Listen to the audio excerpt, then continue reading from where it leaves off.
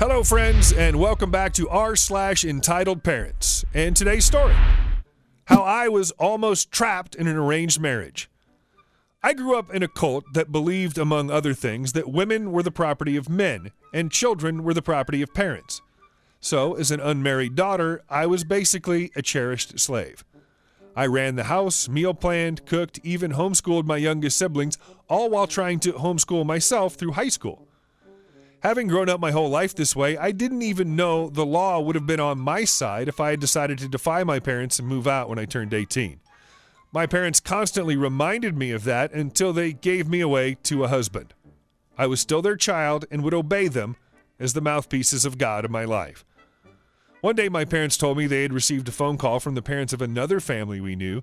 Their oldest son had noticed me and wanted permission to court me. So per protocol, the parents would talk to each other and then each talk to their kids and arrange the whole thing. My mom was beaming with pride, but I thought about it for a little bit and said, I don't want to do it. Mom's smile disappeared and she cried. What? Why? I gave her my reasons, very good ones, I thought, but my mom wasn't satisfied and told me I was not allowing God to work in my life and that I should just obey them and trust that God's will would be done. Being the good girl I was, I relented and said yes. Then, following a week or two of awkward family gatherings between our two houses, because this version of courtship never allowed for the couple to be alone together, I tried to ease the tension by telling funny stories and encouraging other family members to talk, but only received stern rebukes from his mother, who very clearly did not approve of me. Once she said, "We don't believe in practical jokes, so we are not impressed by that story." I mumbled that I wasn't trying to impress them, that I could talk about anything they wanted, but no one did. Another time I was alone with his mom in the living room and she stated, I only had 2 requirements on the girl he chose. 1, that she came from a good family, and 2, that she knew her Bible. And you have both of those, so I'm not going to say anything. I was confused at feeling so rejected when I didn't even want this in the first place. I mean, really, who was courting who?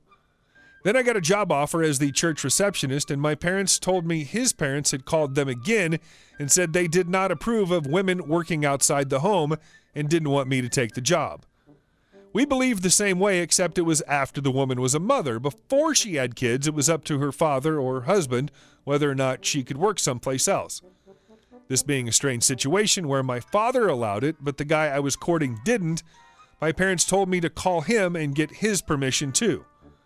I thought that phone call went well. He basically said he was not my husband yet and I should follow my own family's rules. He didn't mind and was okay with it, so I happily accepted the job. The next day, my parents told me his parents had called and canceled the whole relationship. It felt weird to get dumped without ever hearing from the guy dumping me, but it solved my problem, and I moved on a little confused and definitely not in the mood for anyone else to court me. 2 years later, at 19, I still wasn't married, shocker, and his family thought that meant God was saving me for him. The whole scenario repeated itself, but this time, my dad insisted that the guy court him first so he could decide if he was good enough for me before my heart got broken again. My dad told them until he made a decision one way or another, he did not want any of them to contact me and tell me what was going on.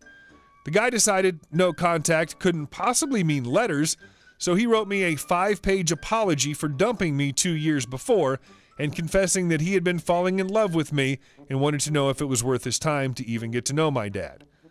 My parents saw his name on the envelope and confiscated the letter before finally deciding it was too late, and they explained the whole thing. I was honestly insulted that a guy I'd barely seen in 2 years would say he loved me, but doubt if it was worth his time to follow my family's requirements to court me. Especially after the last time he tried it, his family made me feel like trash. We agreed to meet at a local restaurant and agree on the terms of the relationship and decide if we even wanted to try it again. I sat on one side of the table with my parents on either side of me. He sat on the other side with his parents on either side of him. It felt like we had lawyers. His dad immediately started yelling at my dad for denying his son and saying it was so obvious that I wanted this and he was holding me back. My dad is a quiet man, and he sat there like an angry stone while this man yelled at his face in the middle of the restaurant. It got so heated and embarrassing, the guy who liked me excused himself to the bathroom to throw up. While he was gone, his dad also said if we didn't accept his son, there might never be another guy to come along and marry me. This made me laugh because I wasn't that desperate to just accept the first guy to ask just because I was scared no one else would. I didn't care if I ever got married or not, even though I didn't dare tell that to anyone else. The evening ended with an agreement that we would pick up where we left off. We thought that meant more courtship. They thought they already did courtship, so now it was an agreement to get engaged. The mistake quickly revealed itself a few days later when another guy friend I had, new guy, emailed my dad himself and asked permission to court me. My dad told me I should tell the guy I was courting and ask him if I could stay friends with a guy who liked me, but who I had rejected. The guy came up with what I thought was a pretty good plan. My dad would tell him I was already courting someone else, and then I could introduce him to some of my other friends, and then maybe he would leave on his own. I thought that was brilliant, and my dad spent the rest of the evening writing a tactful reply to the new guy. The guy I was courting was now aware that I had friends who were not female. Their family believed guys and girls could never be just friends, so I was essentially cheating on him with 20 other guys. He called me the next morning, 6 days after I had agreed to this courtship, and asked my permission to ask my dad's permission to ask me to marry him. Basically the lamest over-the-phone proposal ever. He said he was in love with me and we didn't have to get married right away, but that I would just be his and have a ring on my finger so no one could take him away from me. I told him I was flattered, that he thought he loved me, and I wished I could say I loved him back, but I didn't. It had only been 6 days and I hadn't even decided how I felt about him yet. His voice changed instantly. He angrily snapped, asking if I was still talking to the guy who also liked me.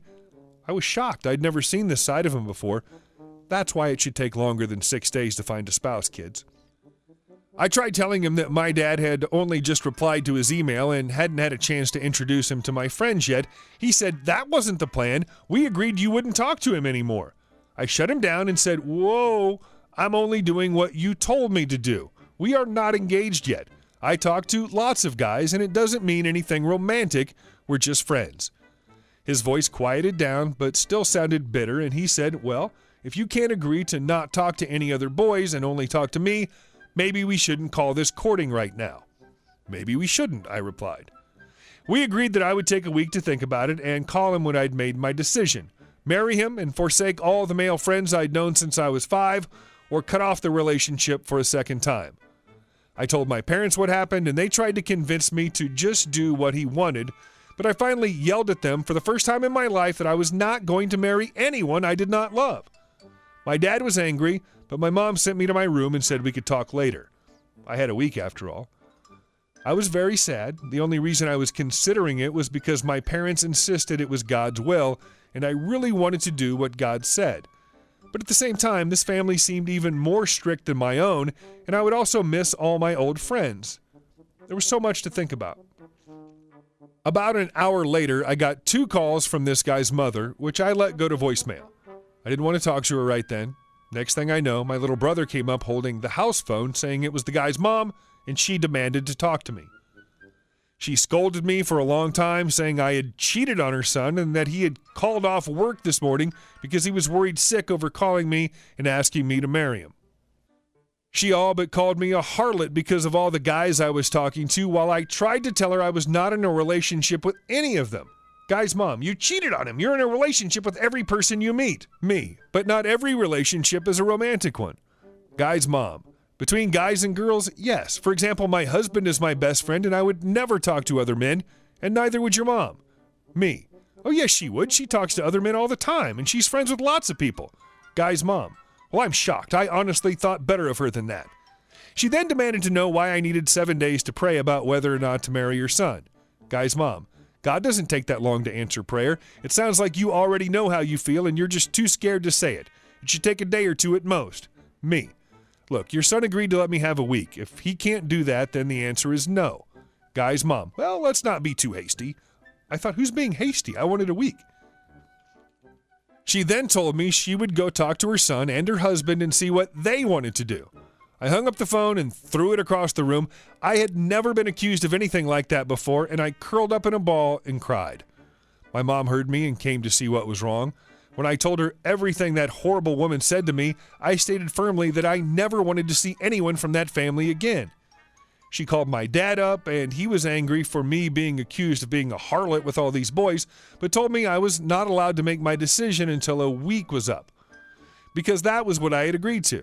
I just silently told myself that they could all think what they wanted, but I knew my answer was no, and it would still be a week from now. He called the family back and told them none of them were to contact me in any way, shape, or form for the whole week, and when I made my decision, he would call them and let them know what it was. They were angry, but never contacted me again. Almost 2 years later, I married the new guy who had emailed my dad. Remember him? He was not a member of our cult and taught me how to think for myself. Our courtship looked a lot more like dating than anything else and made a lot of people upset, but we didn't care. We just celebrated our 10th anniversary and we have 3 sons. I feel like I was rescued. Thanks for listening. I would be very appreciative if you could leave a comment, like, and subscribe, and we'll see you soon.